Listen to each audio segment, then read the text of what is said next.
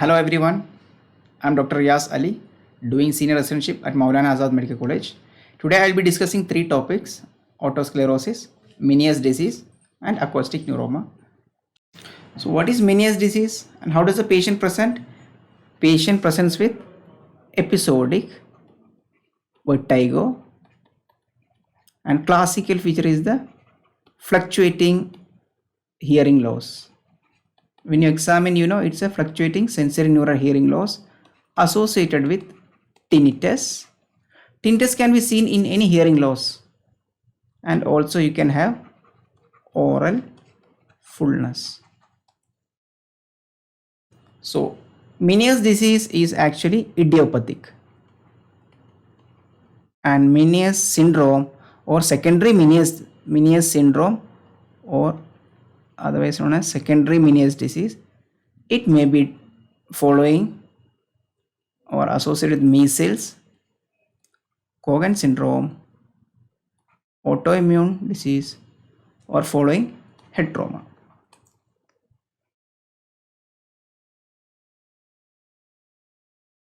And the other entrance important points are: what is Tulle phenomenon?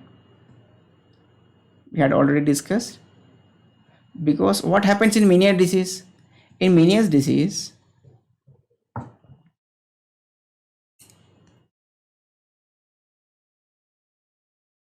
now this is the membranous labyrinth. This is the basilar membrane. This is the Reissner membrane. Here you have the organ of Corti tectoral membrane. Now in endolymphatic hydrops or Meniere's disease, what is the pathology? You have here perilymph, endolymph, perilymph, and this is the scala vestibuli, scala media, scala tympani. So you have three layer: vestibuli, media, and tympani. So in endolymphatic hydrops or Meniere's disease, you have excess production of endolymph, or maybe due to decreased absorption of endolymph. And where does this endolymph produce from? Yes, it is from stria vascularis through the, lastly it ends up at endolymphatic sac. Okay.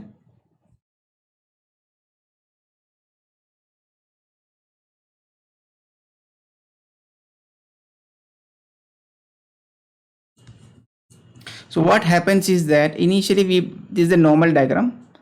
So in pathology cases,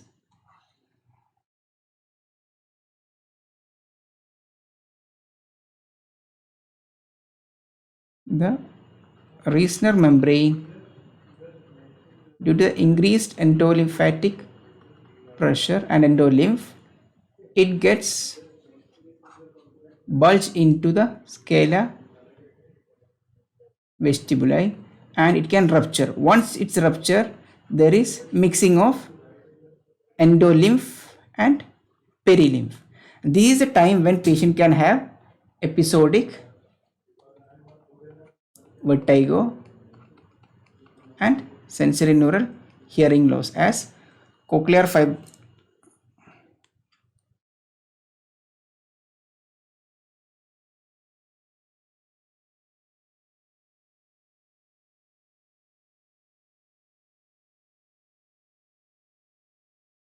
can have both vestibular and cochlear symptoms, and also it can be associated with tinnitus and oral fullness. So what happens is that following each episode, if this is the patient's hearing loss, and after an episode of Meniere's disease, patient has an hearing loss, then following the episode and the remission, patient improves hearing loss, but there will be always some deficiency of the neural component or the sensory neural hearing loss there.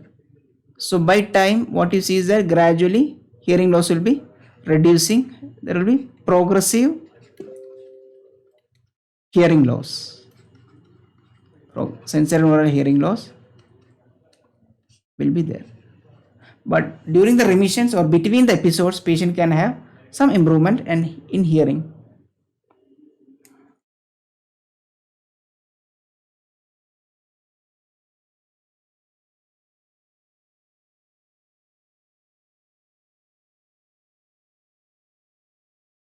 So we have discussed already Tullio phenomenon. Loud voice, patient can have vertigo and nystagmus. And why diplacusis? Diplacusis is patient has distortion of hearing. Why this happens? Because we already discussed the culprit. It is the entolymphatic or the membranous labyrinth.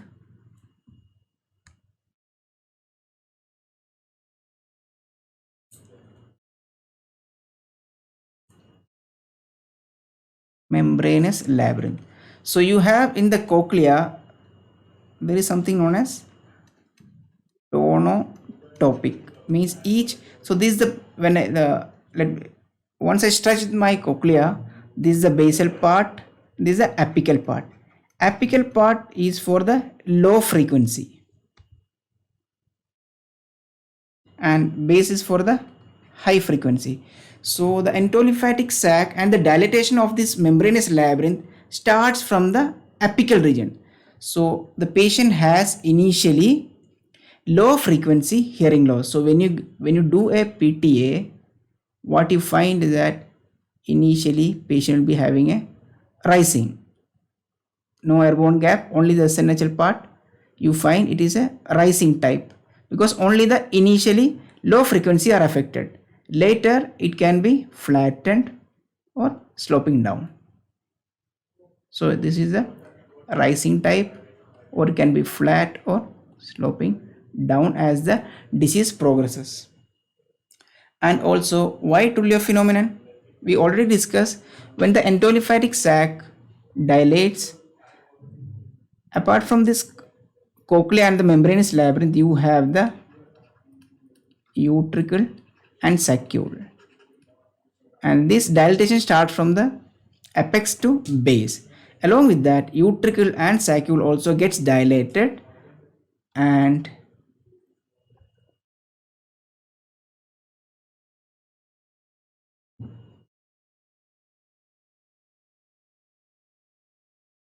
the saccule rests against the stapes foot plate. So any loud sound can stimulate this saccule, leading to vertigo and nystagmus.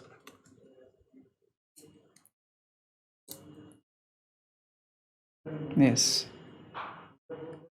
So when you do a PTA, we have already discussed the PTA part and the speech audiometry being an, now this Meniere's disease is a cochlear sensory hearing loss due to cochlear lesion. So you have the speech discrimination score somewhere between 50 to 85. We have already discussed this part, what is speech discrimination score, what you have and what you see in cochlear and what you see in retrocochlear, we had already discussed. And being a cochlear lesion, you can have recruitment.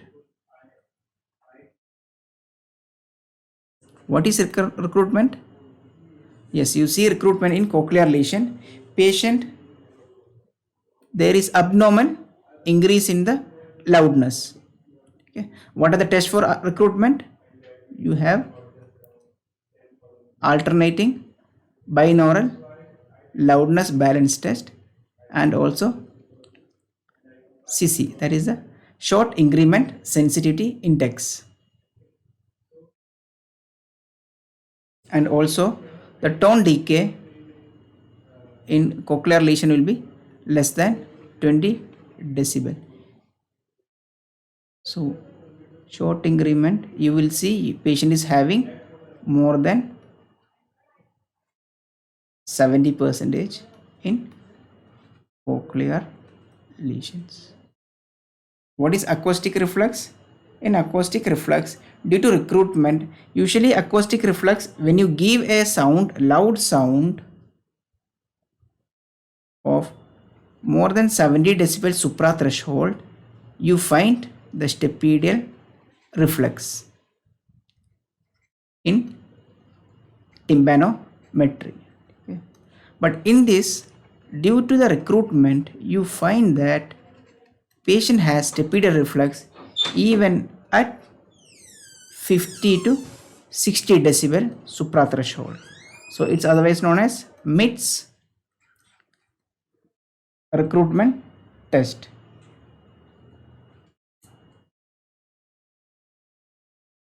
The MITS recruitment test. So now we have mentioned three tests for the recruitment.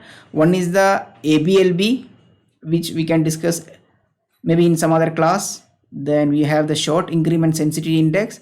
Then the MITS recruitment test. It's nothing but it's a stapedial reflex only, but you have the reflex at early, even at 50 to 60 decibel due to recruitment.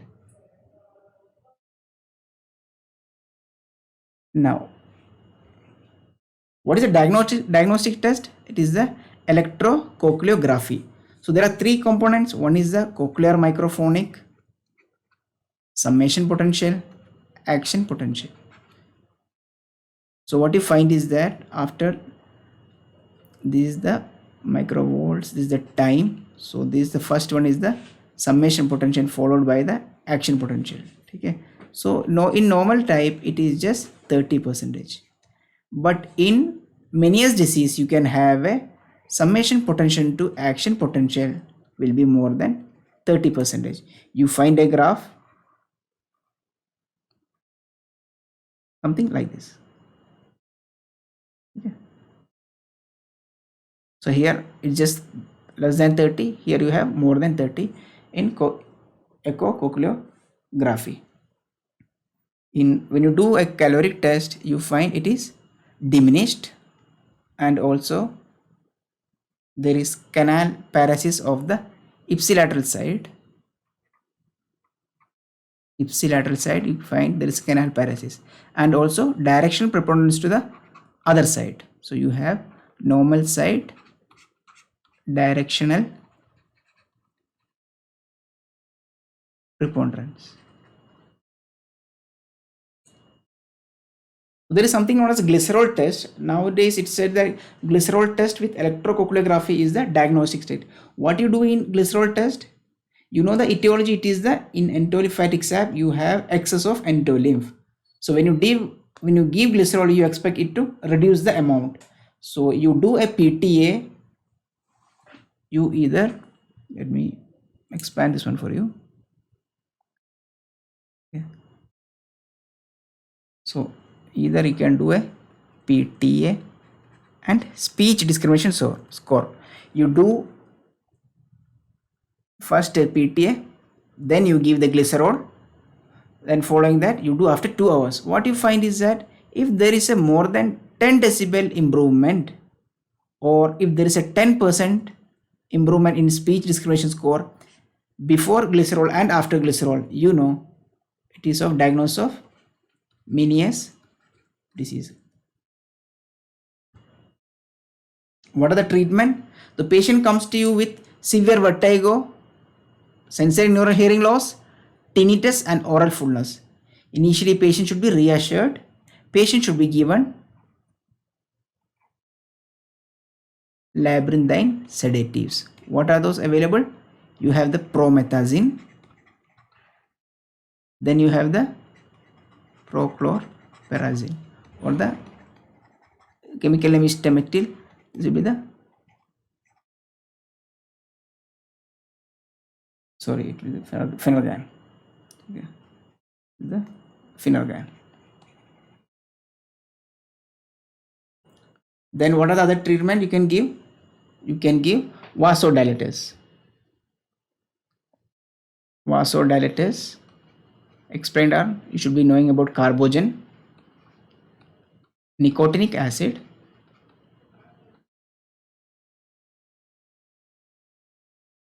then you have something known as a, what is vertin? Beta histine.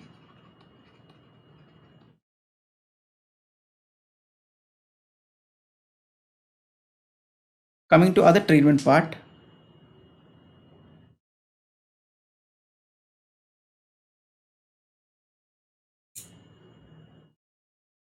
What is chemical labyrinthectomy? We will discuss about the surgical labyrinthectomy later. But what is chemical labyrinthectomy? Gentamicin is basically vestibulotoxic. So you can give gentamicin directly into the middle ear and you can have the effect of chemical labyrinthectomy. Patient has improvement in vertigo and symptoms. And what are the surgical procedures you can have? Yes, now entrance point of view, something is known as endolymphatic sac decompression. You might have mentioned this as one of the indication for cortical mastectomy. Yes, one of the indication for cortical mastectomy is endolymphatic sac. So you do a cortical mastectomy, then there is some line known as Donaldson line. So what is Donaldson's line? You have the lateral semicircular canal and the posterior semicircular canal. A line extended from the lateral semicircular canal dissecting the posterior semicircular canal. This is the lateral semicircular canal. So you have the endolymphatic sac somewhere below this line. Okay. So you open this sac, you remove the bone over it, and sac is decompressed.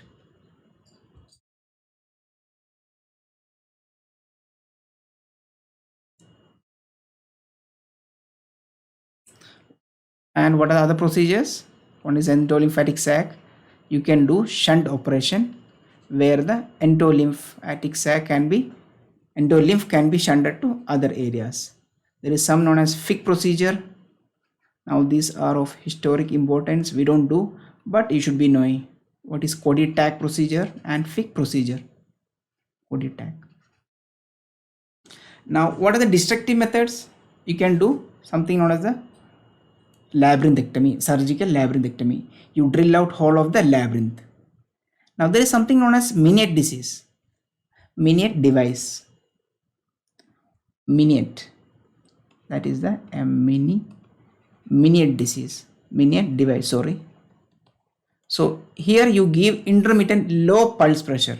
What happens? You put a grome and the pulse is given, low pressure is given over the round window. So you should remember, earlier also we had discussed round window is against the scala tympani. So when you give low pulse, the pressure diffuses the endolymph to other areas, reducing the chances of rupture of Reissner membrane. So once we have already mentioned the rupture of Reissner membrane, by time it heals and later to recur. So patient has episodic vertigo, fluctuating sensory neural hearing loss, and it gradually worsens over time, associated with tinnitus and oral fullness. So now some named, so you have something known as Tullio, we have already discussed something known as Tumarkin crisis. Let me expand for you. Okay. Just to familiarize again, Tumarkin's otolithic crisis. Here patient has something known as drop attacks. There is no loss of consciousness, but patient suddenly falls. What happens here is that we had already discussed the endolymph dilates, starts from the apex of the membranous labyrinth, and also it involves the utricle and saccule. Here the utricle and saccule has the membrane that can be distorted, leading to drop attacks. Now you have something known as the next is the Lermois syndrome. Till now we were explaining the classical Meniere's disease where the patient has vertigo associated or followed by hearing loss. Here what happens? Patient has initially hearing loss which is followed by vertigo, and once vertigo happens, patient has improvement in hearing loss. Now there is a Lermois syndrome. So you have classification, different classifications are there, like of diagnosis. Like you have certain, when you say it's certain, it is, let me zoom it for you. Sorry.